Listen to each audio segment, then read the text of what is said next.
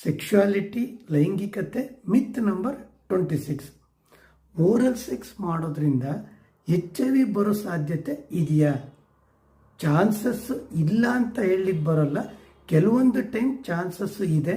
ಯಾವಾಗ ಅಂದರೆ ಯಾವಾಗ ಇವರು ಓರಲ್ ಸೆಕ್ಸ್ ಮಾಡ್ತಾರೆ ಆ ಹುಡುಗನಿಗೆ ಅಥವಾ ಆ ಹುಡುಗಿಗೆ ವೈರಲ್ ಲೋಡ್ ಜಾಸ್ತಿ ಇತ್ತು ಅಂದರೆ, ವೈರಸ್ ಡಾಮಿನೇಟ್ ಇತ್ತು, ಅದು ಇನ್ನೊಬ್ಬ ಪರ್ಸನ್ಗೆ ಹೋಗುತ್ತೆ.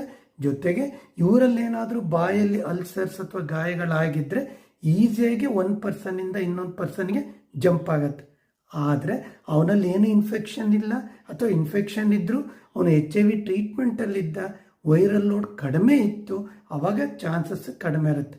ಬಟ್ ಒಂದು ಸಜೆಷನ್ ಅಂದರೆ ಯಾವುದೇ ಕಾರಣಕ್ಕೂ ಅನ್ನೋನ್ ಪರ್ಸನ್ ಜೊತೆಗೆ ಓರಲ್ ಸೆಕ್ಸ್, ವೆಜೆನಲ್ ಸೆಕ್ಸ್ ಅಥವಾ ಏನಲ್ ಸೆಕ್ಸ್ ಏನೇ ಇದ್ದರೂ ಕಾಂಡೋಮ್ ಯೂಸ್ ಮಾಡೋದ್ರಿಂದ ಅಟ್ಲೀಸ್ಟ್ 99% ಸೇಫ್ ಇರುತ್ತೆ.